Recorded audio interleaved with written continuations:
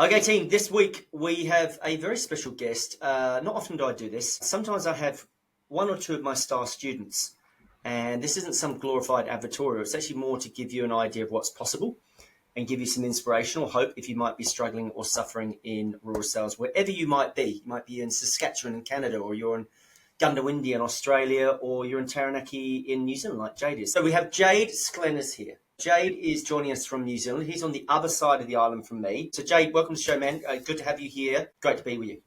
Awesome, mate. Thanks to be here. Good. Okay, so why don't you introduce yourself to the listeners and tell them who you are and how you got to where you are now, and just give us a little short backstory about you so we all know who you are.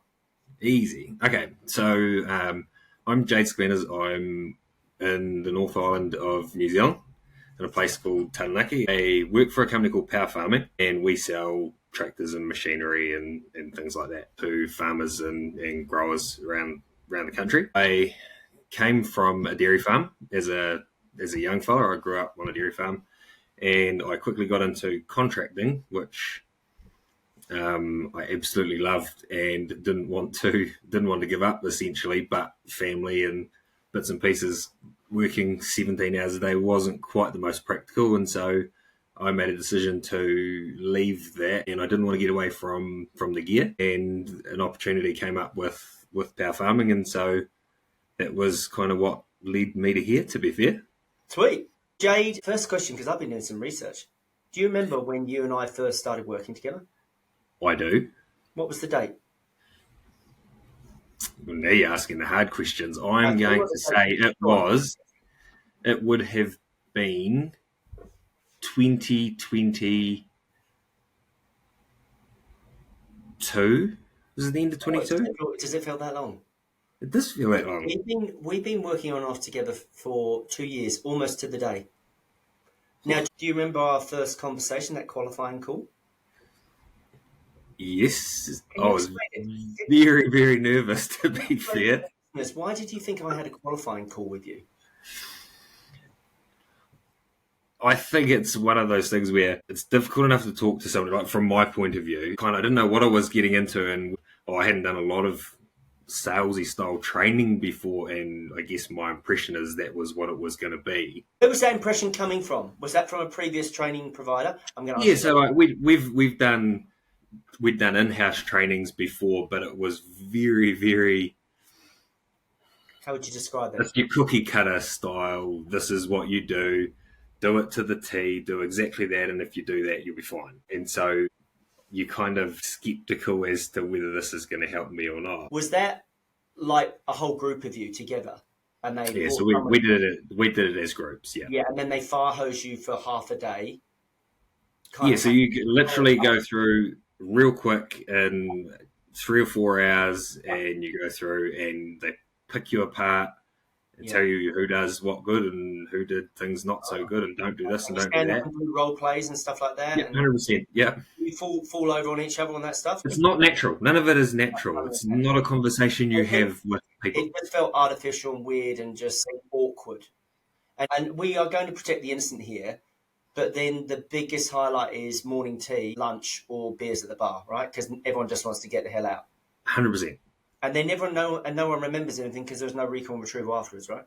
No, it was a wham bam, thank you, ma'am, and on to the next. And then the managers, bless them, bless their cotton socks, go tick that box, done. And now these guys can go and sell.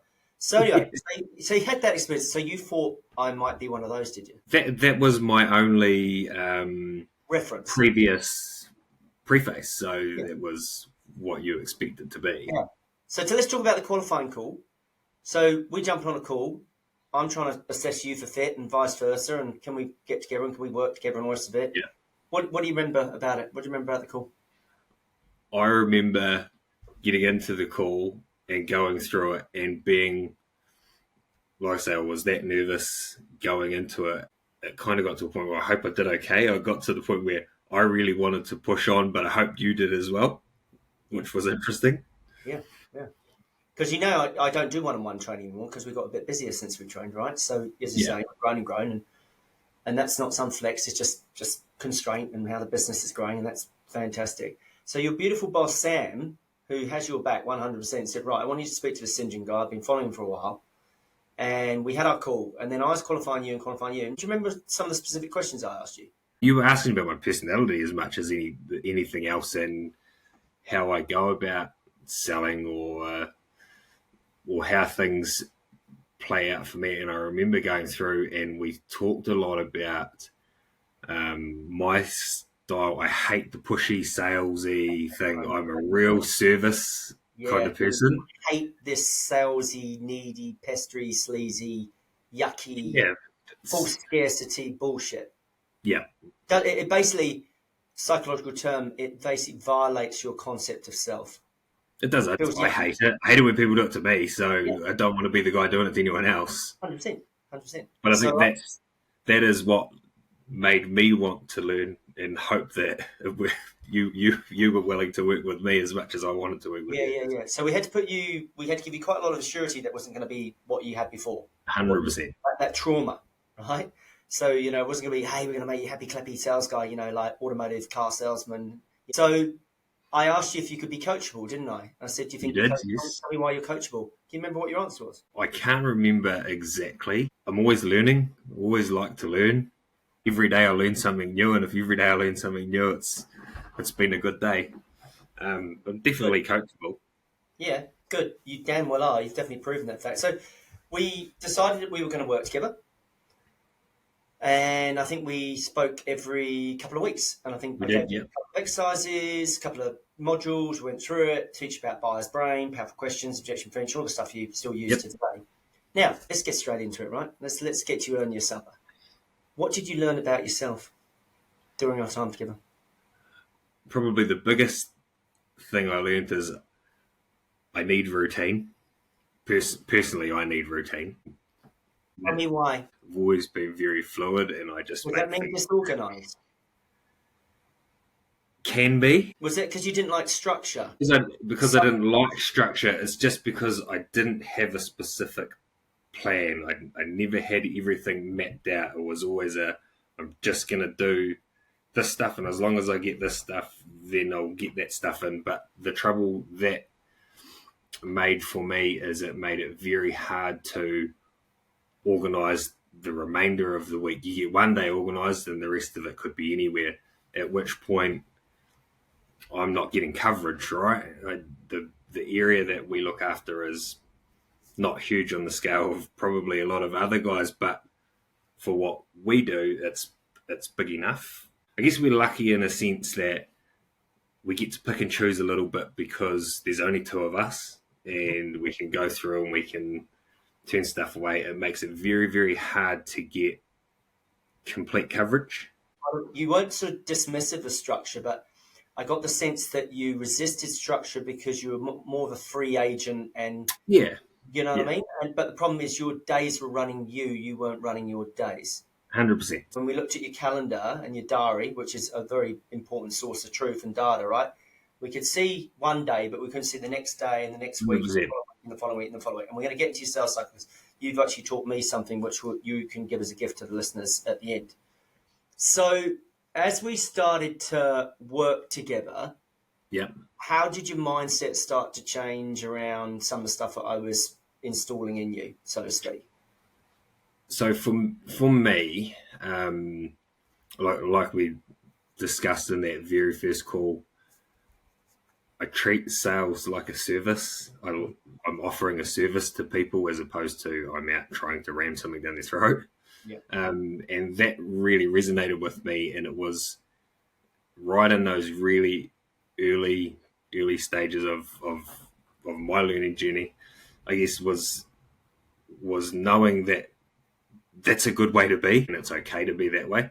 Yeah. And so that was probably the turning point for me. It's like, right, I say, how do I do this really well at that point? Mm. So when did it start to click for you, this whole serve to sell mentality, which obviously aligned to your philosophy, which is the same as mine, is that we never sell anyone anything. We don't sell. We actually serve, and we serve their best interest, not ours. Yes. And the more we do that, ironically, the more we serve their best interest, the more they serve ours, because we appeal to self-interest, not our customers, right? So that kept them safe, and we're talking about buyer safety and all that kind of stuff.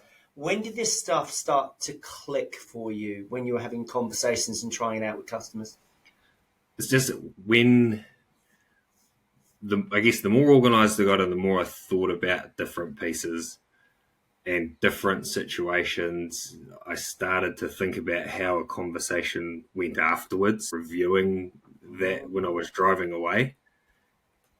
And at that point, you're kind of breaking things down into a different scenario and it's a different thought process. Mm-hmm. And it just grew. Everything just kept growing from that point. Every time you do it, it gets easier and you think about it that way. And then you start to process things faster. So you're thinking about it quicker, at which point everything just gets easier. Yeah, like a muscle memory. It is, 100%. Yeah, so what you're doing is that you actually took the time when you got back in the truck after a conversation with a cocky, with a farmer, you took the time to review and reflect on that conversation. Yeah, because like quite often I'd go through and I'd have a conversation with somebody and I get in the truck and I'm thinking about it after and you go, God, I wish I'd said that, or I wonder if I'd asked that question, how that would have gone. You're not alone, my friend. I still train it and I still sometimes forget. But what I learned was often that can be a tool in itself. You can leave there, you can give them a couple of hours, you can send them a message or give them a call out and say, hey, I'm just thinking about your conversation today. Had you thought about this? And it gives you a deeper connection with them because they know that you're thinking about them outside of when you're there, so right? Reflection means you're thinking of them and you're reflecting on the conversation and then you're able to use it for meaningful dialogue to have another conversation, right? So they appreciate that as well, which gets you just that little bit further. So it's what we call unintentional consequences, you forgetting to ask the questions. Yes, 100%. Yeah. Capitalize on it. Consequences. Yeah, I like it. The new strategy by Jade. So, so what was the most useful tools that you learned? What are the things that really work for you? What are the things that are like your go-to now? If you were speaking to someone who was selling machinery, they could be in Idaho, Iowa, Aussie, Canada, Alberta, British Columbia, Saskatchewan, wherever they are. What would you say the things that really land for you? Like they are key tools in your toolbox now. So this framework is massive. So questions, right? The questions that you ask at the right time and how you lead into a conversation. It's meeting people at their level. Yeah. I deal with dairy farmers most of the day. I wear my gumboots to work and a polo shirt. I've got nice pants. I'm always dressed tidy. If I'm going to a corporate office, I always wear a shirt. I guess it's taught me how to understand the people that I'm dealing with, and every one of them different and dealing in different ways. And some people are real despondent to people who aren't on their level or the same page. And those guys, if you don't change to them, you get nowhere.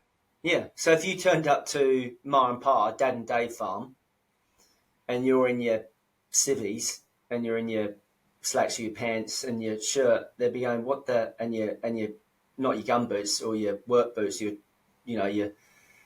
Tom Balls, they'd be going, what the hell are you wearing? So what you're saying there is you meet them where they're at. Yes, 100%. Yeah.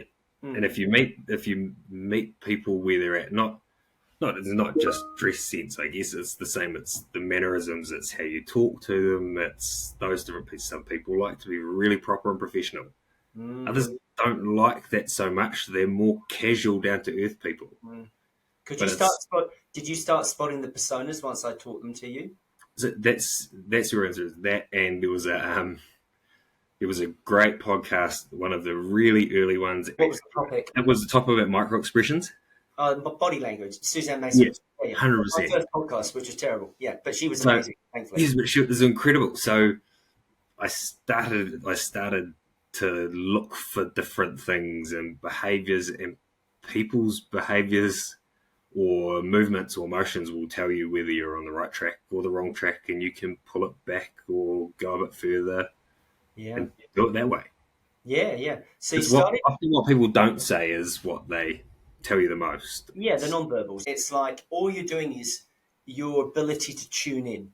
So the problem is with most rural salespeople, and sales reps is they're so inwardly focused, they're not outwardly focused, and they miss the signals, the signs, and they don't spot the signals that are being sent because they're clicking and whirring and talking and feature creature, show up, throw up, verbal vomit, right? They're not tuned in because they're actually not tuned into themselves, if that makes sense. Certainly wasn't before. And so how did you build that muscle memory? How did you start to adapt that show up, throw up? Not that you ever were that, but like ability to know that that person knew that they were being seen by you. You saw them. You could see them. You know what I mean by that, don't you? Yeah, so I got lucky. I had a contracting background, and because of that, I was known to a lot of those guys here.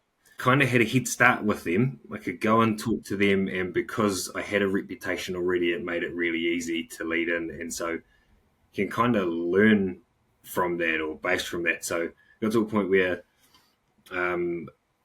from experience, I know that back then, you could have all of the features and the specs nailed down to the letter or number on a sheet. But that didn't matter to me.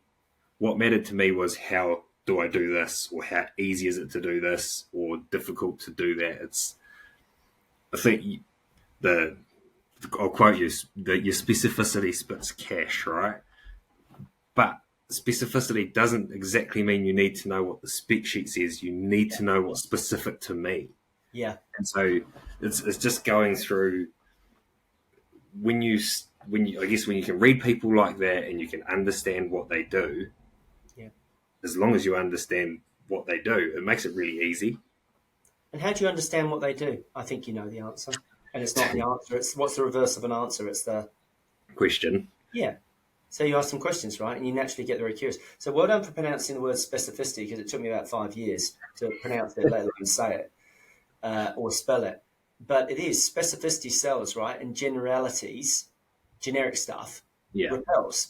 So we make it rhyme so it climbs, right? So people remember it, like Dr. Zeus. So well done for remembering that, because it is actually every farmer and every pharmacist, you might have seen it in terms of the feeder wagon or the tip trailer or the tractor or the medium, whatever you're selling them, or the baler or the conditional straight bar mower, whatever it is that you're selling. But for them, it's unique for them. It's highly personal and it's very, very unique and very, very specific to them. But you might have seen that same pattern tens, if not hundreds of times. Same situation, right? And so what happens is we wash over it and we don't recognize and see how unique and personal it is for them, because all decisions are about mitigating risk. All purchases have perceived risk, and then our favourite friend, loss aversion. All right, so we'll talk about that in a while. So let's talk more about you. Now, you talked more about routines and rituals. I'm not just talking about professionally. Like, what else happened to you in your life? Because usually I say that your professional development will never exceed your personal development. Yeah. So what's changed with you? What started to change with you? I think it was just an understanding that the way I behave outside of work, in terms of habits and things, no exercise, I do a lot of hunting and fishing, so that was always what I thought was enough. I get enough of that. I don't need to worry about that. It was terrible. It was the typical energy drink, bloody box of chicken kind of guy driving around, and you get bigger and bigger. And it was energy management, I guess, as much as anything else. And I needed to manage my energy better. Fortunately, water and exercise and sleep and what I eat actually made it easier. You probably don't know, I'm busier than ever at the moment. We got a little bit excited and decided to take a contract milking job on for my partner. And so I'm a little bit lucky at the moment, because the best way to understand your market is be your market. Yeah. You understand the market, you've got to be in the market. 100%. So it's quite funny at the moment. The first thing guys often say to me when I turn up is, bring up your Fonterra app at the moment. Where are you at the moment? Let's compare, which is quite. But again, like, you deep diving, right? Every conversation just gets deeper and deeper and deeper. It's incredible. Yeah, good. So that gives you an inside advantage. I mean, you've milked cows before. You've come from a dairy farm anyway. But the fact you're contracting, But the energy management side, what did you learn most? Was it about artificial energy versus real energy, or what did you start to change in your habits and your routines and your rituals in life? Yeah, so 100%. So definitely big on artificial energy. Um, Pies, and energy drinks. yeah, but to the point where I could drink an energy drink, a 500 ml energy drink, and close my eyes and go to sleep. Like it actually did nothing for me That's, anymore anyway. that's a bit of a problem. That's a bit of a problem. But there was no energy in it anymore. Right, so it's the same thing. Go back to routine and structure. So And where does real energy come from? for me, if I get sleep at the same time and I get up at the same time and I do the same thing, the day's real. It's like muscle memory, right? Where your body just goes and everything functions. If you get out of kilter, then it's really hard to get back. But like I say, eat better food, I drink water, and I get plenty of sleep and exercise. Good, good. So you're an all Kiwi bloke, right? Typical New Yeah, Zealand bloke. Hunting, fishing, beers with the boys, rugby, beers and racing kind of stuff, right? And pretty so much. you're a big set lad, you're a big farmer Kiwi boy, and so we got your kind of routines and rituals a little bit cleaned up. And then, so what happened to your energy and what happened to your cells and how you sort of turned up and showed up? What started to change for you? So it got easier, right? I learned that not every visit I have or every interaction has to directly result in a sale or a lead. Even per se, you learn that investing the right time and the right people will lead to that regardless. Yeah. And so then it got to how do I manage those guys to make sure we're still generating the leads and still turning that into stuff, but maintaining the other stuff. And what you kind of learn is the right people will give you more than what they would ever give you on their own anyway. Yeah, exactly. So once I kind of got into that routine, everything got a lot easier. Hmm. What were some of the hardest habits, say the bad habits that you picked up pre us working together? What were the hardest things you had to let go of? To de-learn in order to learn. I I don't really drink anymore. To be fair, Interesting. not out of Hmm. anything other than it's too hard. It's you never know when something is going to happen. It's easier just to, and I don't miss it. Like I Yeah. don't wish I was Hmm. still doing it. It's Hmm. and I guess I not so much what I did before that was a habit. Oh, I did a lot of driving before. I guess if I think about it, I'd drive from A to D instead of A to B to C to D. That was a little bit harder to get out of habit wise, not rushing to the guy who phones. Yeah. Yeah. Um, So you triage your leads a lot better. 100 like Yeah, I taught you it's just as important to disqualify as well as qualify. 100%. Because time's all you've got. Sorry, Yeah. carry on. So that's kind of where the my weekly structure come from, right? We've got a big area, um, and to get coverage, I go one direction each day of the week. So Mondays I go south because south is past the office. Yeah. Tuesdays I go around the coast. Wednesdays I head north, and then Thursdays I go east, and then tidy everything up on a Friday and get ready for the following week. So everything is preset and done. Mm. The other thing that did for me is it meant that if I had a guy call in the northern area, I could literally say, "That's cool, mate. I'll be up there on Tuesday. Yeah. Tuesday next week I'll be there. If Tuesday next week doesn't work, it'll be Tuesday the following week." And it got down to a point where that made life so much easier, and it meant I wasn't driving to the other end of the district and back every day of the week either. Yeah. And so I'm going to call this the Sklenars sales cycle. All right. So in my second book, you're mentioned, believe it or not. And I learn as much from my students as they learn from me. And so what Jade's saying is he punches in the pockets So Monday he goes south, and then Tuesday you go to, where'd you go on Tuesday Tuesday? I go west on Tuesday. West. And then Wednesday you go, Wednesday I go north. and then Thursday you I go go east. east. And then so he's then got one day to clean it all up, do his price, and get the finance, get the proposals. And then on Monday you're not scratching your ass at the desk. You've already got now 2 weeks, 3 weeks ahead on your sales cycle, and you can Everything listen. is there. Because Yeah. remember I taught you everywhere is nowhere. Yeah. Yeah, which is supposed to rhyme as well. So we all remember this stuff, right? And as a result, you were flying here, there, and everywhere, thinking you're really, really busy, but you were being busy, but you weren't being productive. 100%. And then me and Sam looked at your diary, and we talked to you about diary discipline, and we talked about time management and qualification, disqualification, and then energy management. And then the difference between your diary about 6 months later was night and day. Like Sam showed me your diary. Like it had lots of white space in it, hardly any appointments, didn't really know what you're doing. Then I saw your diary 6 months later. I was like, holy smoke. It was color coded.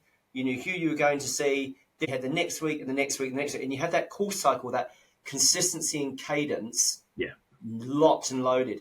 So you weren't sitting there on Monday morning having smoko with the boys in the workshop, talking yarn and talking about the rugby. You were out there already going south on your first visit. Now, without sort of naming too many competitors and giving them airtime, it's not like you've got feeble competitors in your backyard. You've got some seriously big brands. Yeah, we compete with all. Some of them are green and gold ones, right? Yeah. Some of them are, blue ones and red ones. Yeah. And so you sell a whole different type of brand. You sell Deutz Fahr. So, and then tell me about the other brands that you guys represent as well, the other manufacturing brands. We've got JCB, both construction and ag, which are massive products. And I think whatever colour you're working for, I think it's awesome that all you guys recognise and are grateful and appreciate the business and the people giving you business. I think you guys do that really, really well. All of you do that very well. So we're lucky. Like we're very lucky with the range that we have. Like it is huge. It's a lot, but we are very lucky. JCB's been a big one for you guys at Power Farming, hasn't it? It has. Yeah. In the agricultural side as well, right? Both. Like the construction has opened a massive amount of doors for a lot of us. I kind of took the other approach a little bit. So did a round of the construction guys, spoke to all of them. The reality is a lot of them have been with a machine or a brand for 30 odd years. So trust that. They know who we are. They know where we are. But investing all of my time in that was going to be relatively unproductive. But it's amazing how many farms have diggers now. Yeah. Well, the complicated systems. A lot with feed barns and feed pads, and they need telehandlers and all that kind of stuff and everything else. Now, Jade, before we go down a rabbit hole of like machines and steel, let's focus back on you, my friend. So, tell me what the most difficult thing was to let go of. I don't know if we got the answer to that question. No, like I said, it wasn't so much what was difficult to let go of. It was just learning to stick to the new, I guess, or like I say, I had this real thing where I wanted to help so much that I would drive from one end of the district to the other at the drop of a hat because it was important and I needed them to feel they were important, and I didn't value my own time. Whereas it was easier, it was probably harder to change that and say, no, I'm sorry, I can't be there tomorrow. I will be there on. Because you felt like you were letting them down in service. Yeah, it was like it felt to me like I was saying they weren't important enough that I needed to be there tomorrow. It was. When you first did that, how did that feel? Once you realise that people really appreciate that, then it's really easy. Yeah. And they recognise that you're organised and you're busy and you've got things going on as well. And it's not like they are not valuable, but you can tell them when you're going to be there and they know 100%. you're organised and you're being open and honest with them. And it's like I say, then by the time you actually get there, all of the bullshit is done because they know you're busy, they know it's important, and we get to it, and then we get what we need to, and we're on to the next mission or the next task. Good. What did you learn about the art of the conversation? The art of the conversation is, for me, what I learned was that I needed to ask the right questions to lead them in a certain direction, right? So I might ask about something if they close up a little bit, I change tack a little bit and go at a slightly different approach. You might get back to exactly the same place. Followed them. Yeah, so you lead them to where they're comfortable, and it just gets to once they're comfortable, the problem is the conversations go too long. Oh, yeah. I mean, that's the problem all my students have. But, I mean, do you want short, superficial ones? No. The last 3 minutes. You'd much rather them go longer than shorter, eh? As long as you're talking. What we've done is we taught Jade and peers like him, we ask the right question at the right time in the right way to the right person. 4 rights, remember? And when we do that, 4 rights, a lot goes right for us. And what you do is you're signaling your genuine interest in them and your sincere intent to serve, because they're judging you by the quality of your questions, right? I mean, some of the worst questions, we're being hypothetical. It's like, well, what's your budget? When you think you buy this? Like, that's a back of brain response. You know we don't go there. You'll be surprised how many people still do. About 90% of people, actually, which is very sad. But you know that you can use your questions to get them to where you want to go, and then if they go off track, you just use questions to nudge them back. Like a question's like an arrow; it's like a direction, isn't it? A directional device in a conversation. I guess knowing the intent. What do I intend to get out of this conversation? How do I get there? To be fair, there was so many brilliant questions, and to be fair, you use about 2 or 3. Well, I find I use about 2 or 3 of them. Yeah, well, it's called the Pareto principle, 80-20. Like basically, 80% of the impact comes from 20% of the questions. 100%. We got hundreds of questions we can teach you guys, but literally you have 3 or 4 or 5 that you just rattle off all the time. I just go through all the time, and you deliver them slightly different each time depending on the persona, right? It depends on how it leads. So if it's somewhere, if I'm warm calling, for example, and I go in and you might lead down a path, and you'll get to somewhere and they're asking questions that you can lead and say, if you don't mind me asking, what does it take to get something done to get something done here? Or, how do you go about getting things over the line here? Do you have to talk to so-and-so? And all of a sudden, you learn whether you're talking to the right person or not. Yep. Or you can help them talk to the right person or not. So you start identifying the economic buyer. Good. Yeah, you need to know where you are. Yeah. Well, asking that question alone halves your sales cycle in some cases, because you work out who's the initiator, who's the buyer, who's the reviewer, who's the payer, and the whole buying committee.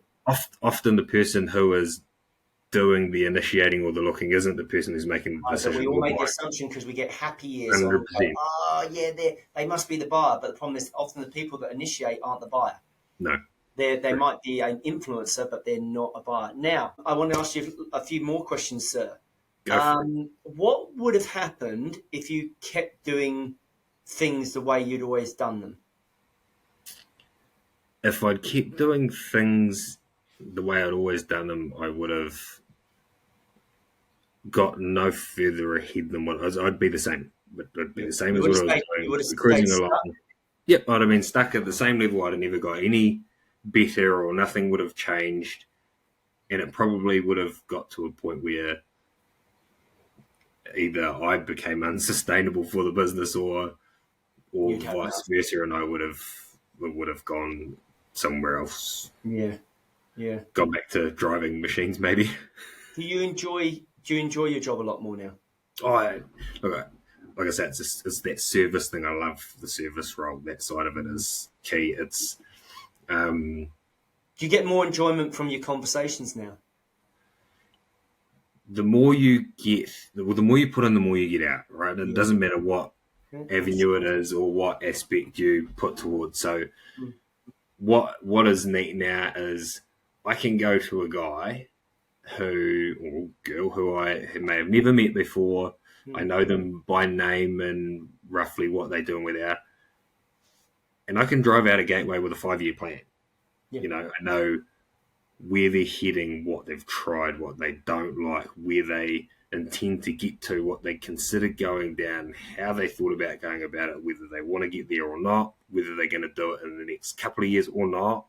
Like the understanding you get from that can lead, like, you just put something in the calendar. I need to go and see this guy in 12 months' time because he's talking about doing something in 18 months. Yeah. Like, everything is laid out, and then it's not even a matter of, shit, what am I going to do? It's how am I going to fit all of this in today? Yeah. What can I afford to wait? What can't I? What do I need to go? What do I need to go? Yeah, I mean, I'll give you a compliment as well, because I know this from your boss, Sam, as well, has invested in you and should be applauded, and there should be more bosses like Sam out there that really take a bite and back their guys, because it's a real crying shame when you see businesses that aren't willing to invest in their people. Yeah, it's very, very unfair to ask anyone to get higher performance when you're not going to equip them with the tools. It's like sending you out as a field service technician, not giving you a toolbox. Yeah. So it's like, so what I want to talk about was you're enjoying your job a lot more. It doesn't really feel like a sales conversation anymore, I imagine. Well, it's not. It's that everybody strives to be that the trusted advisor is a great term for it. Everybody wants to be the trusted advisor. But remember, we don't give ourselves our own nicknames.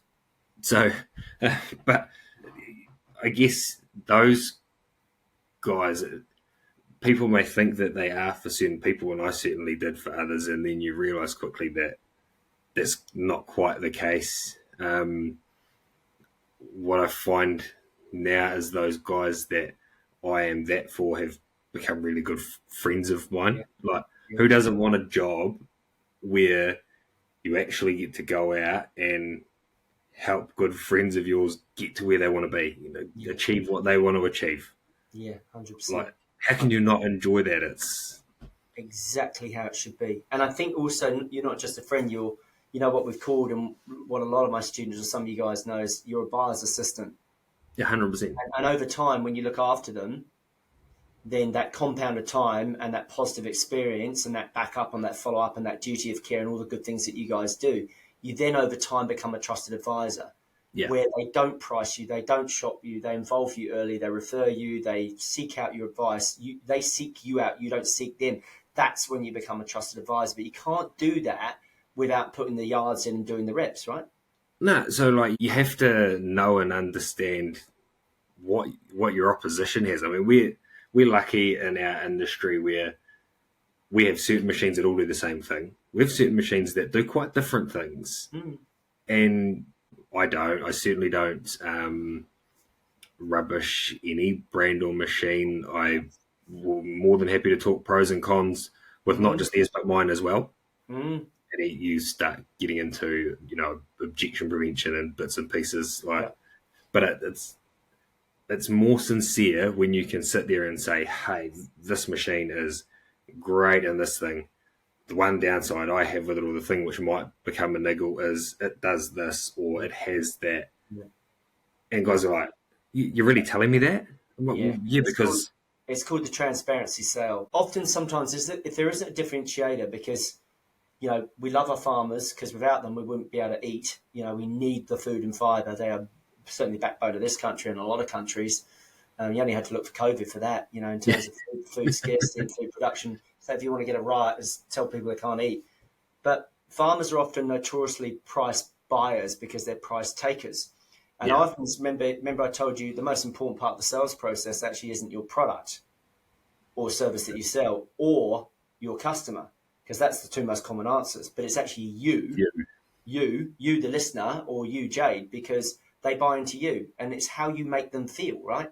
So we talked about the concept of non-assumptive selling and buyer safety, which I think fitted you like hand in glove because of our shared philosophy, which is a service-based sales approach as opposed to a hardcore sales approach. So tell us where your numbers have gone through in the last couple of years and how you've risen through the ranks. Because there's quite a few dealerships in the network, isn't there? There's 22, I think, 22 dealerships at the moment. I think there's 60...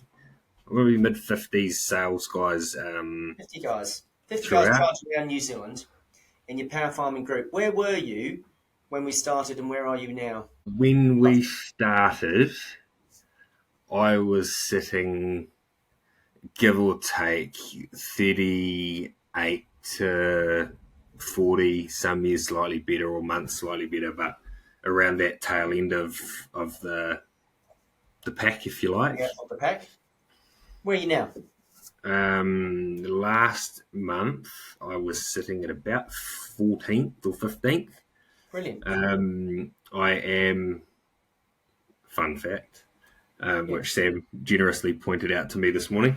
I am currently calendar to date, so sales year to date. Yeah. I am 72% ahead of this time last year. Holy smoke. How's that feel? Well, it's good. I don't feel like I am that much busier than I felt last year. So you're spending more time with the right customers and less time with the wrong customers because focusing on the right thing. You haven't got you haven't got 100% market share. No one would, but you know that there are certain type of customers that work for you and your machines, right? So that's good. So you've jumped from around 38 to 40th out of 50 at the tail end to the almost in the top 25%. Yeah. Last few questions. So your sales activity, and I imagine your average sale amount's gone up quite a bit as well, isn't it? Yeah, it has increased. Percentage-wise, roughly? Don't give us the number, just give us percentage. Percentage-wise, I would guess at about 15 or 20%. Yeah, your average sales up 30%. I know that because Sam shared the numbers with me. There you go. And then your sales activity is up 168%. Yeah. Because we looked at your diary appointments versus, and so you're using the CRM now. Yes. And you're really driving that diary discipline. How does it feel now versus how it was before, like a before and after? What was the Jade like before, and what's the Jade like now? How's it feel? Like I said, it's easier now, and I achieve a lot more, but I don't feel like I'm any busier. You know, before you felt like you were flat out busy, but you were flat out busy going nowhere. I'm so busy. Yeah, whereas everywhere's nowhere, remember? Yeah, whereas now I just go through and I don't feel like it's not taking any more effort to be more productive than what it was before being undisciplined and driving around willingly. I love that. It's been so good to see your journey, your growth. Jade, last few questions. What would you say to someone, wherever they are in the world, what would you say to them? What would your advice be? If you could only give them one piece of advice, only one, what advice would you give them? I would say the best thing you can do is completely understand your client and their business. How do you do that? How do you do that? So I do that by asking them the right questions, being curious. I guess be curious is the best thing. The best thing you could do is be curious and dig deep. Like I've literally got dig deep printed across the top of my computer screen. You don't have that shallow surface conversation. But again, you can apply that phrase to anything. How your activity, or dig a little bit deeper at the gym, or dig deeper into this or that. But like, go mine for information, understand their business, want to know how they do things, and it will get so much easier. Yeah, good on you, man. What would you say to someone that is struggling or suffering in sales right now? You know, they're getting a lot of no's. The customers are pricing them a lot. They feel like they're not getting enough support. What would you say to them in those dark days? I'm sure you've been there because I know you have. Yeah, I definitely have. Look, I traditionally, even before long before now, before this and anything else, I always do better in a hard, bad year than in a buoyant, good one when everybody's got their wallets open. I love that. Because I genuinely care, right? the need to do things does not change when there's money around or not. The only difference is how do I do it? And that's what those guys are struggling with. You can be the person to give them the way or guide them through it or help them get that. Yeah. You'll always do better than anyone else, because when it gets tough like that, everybody else sulks. They all go to ground. They all go to ground. They all sulk. And they sort of all pack a salve and bottom lip and all that sort of stuff. Whereas, no point. No one's spending any money. I might as well stay here. But the thing is, it's how you treated them before that they remember. Remember that 100%. favourite quote? They don't care how much you know till they know how much you care. And Yeah. because you care, and I know you're very good at the conversation because I've seen you and I've heard you, like, you're very good at letting the client understand that you truly, genuinely care and give a shit. Like, you talk about the plans and you're never selling. You're never selling. And then you're saying, how can I help them make the best decision? 100%. Even if it ends up being us or someone else, right? And so you do that. You're very, very good at that conversation. And it's been an absolute joy to watch you grow and get better. Working with me, what was it like compared, when you had that start? Yep. You're like, oh, we've had a few yucky sort of happy clappy corporate sales trainers come in and do a one and done, churn and burn model. How did you was it challenging for you? Was it confronting for you? How would you describe it? What were the objectives? It's the same. It's like we said before. The more you put into something, the more you get out of it. If I know for me, you probably heard more about my life story than anybody ever wants to along the way, but it's kind of part of it. That's how you get to understand, and you're a master at what you teach, in terms of you teach the way you teach people to be.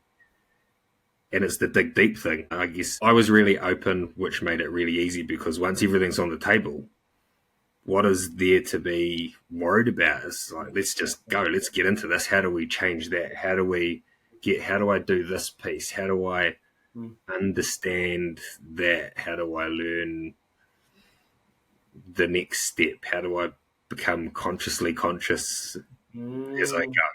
Very good. Your awareness improves so much. And then when you have that awareness and you go into that sort of uncomfortable area, that's where the growth, that's where the magic happens, 100%. right? Because you remember, like, sometimes we have this sort of blokey identity that we think serves us really, really well, but it actually doesn't.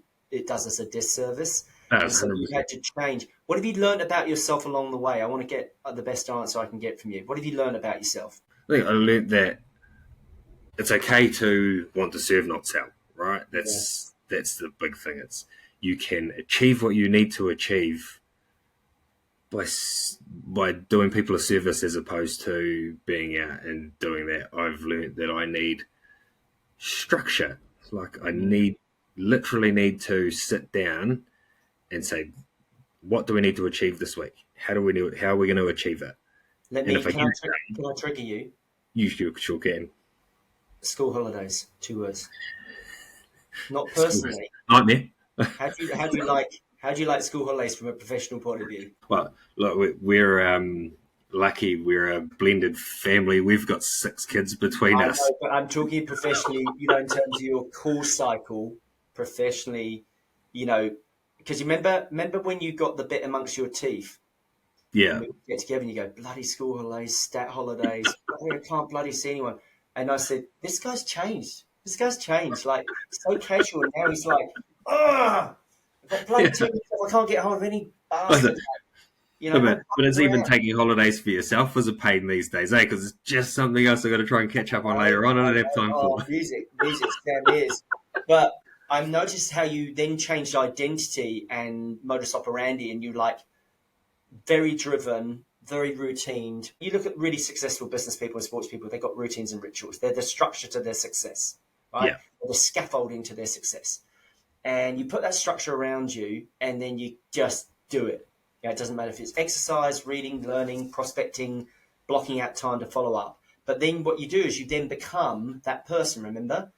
The person you become is the action you take for yourself. That's a vote for your future self, as James Clear from Atomic Habits talks about. So you got into that routine ritual but You've done terrifically well, Jade. And I mean, hats off to you. We've had some pretty confronting conversations. I've challenged you. I didn't put up with any sort of rubbish.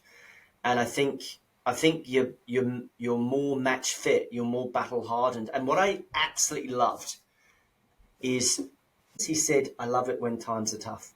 I love it in the hard years." That's the sign of a fighter. That's the sign of a winner, because you know the others are going to go to waste and go to ground, and you will just keep going because of what you've done, that belief and confidence and conviction you've got yourself, because you've done the hard yards, right? And, you know, I'm the same. It's like when it gets tough, I love it. I love it. I absolutely love it because it cleans it out, cleans out the wheat from the chaff, you know? Because anyone can run a business in the good times and not anyone can run a business in the bad times. But, Jade, I love it, mate. That's the talk of a winner. And winning you are, and I'm immensely proud of you and watching you on your journey. I know Sam is, I know the Power Farming Group are as well. And I really appreciate you sharing your story with the listeners here. I think with you, Jade, you've become a different person. You've shifted, and you're so much better for it. You can look after your beautiful kids. You know, I know Sam looks after you. You look after your farmers, and I really appreciate you coming on and sharing your story. Look, I really appreciate everything we've done and what you've managed to help me through and do for me, because that's impressive. And obviously, I'm very lucky with Sam. You know, very, very happy to literally, you know, push towards and make it happen, because it wouldn't have happened without him. So I've got a lot to be grateful for. Yeah, well, he made the investment, and most importantly, you honoured that investment. And I think that's really, really neat, and that makes you guys a dream team. And I know there are other dealers in the network as well that share that same philosophy, that are going to back their guys. And it's a funny thing, the more you invest in someone, the more you commit and dig deep, your mantra, the more you get out of it, right? What you put in is what you get out. Very simple. Good on you, Jade. You enjoy yourself, man. We'll see you soon enough. And thank you again for coming on the show. Awesome, my friend. No worries. Thank you very much.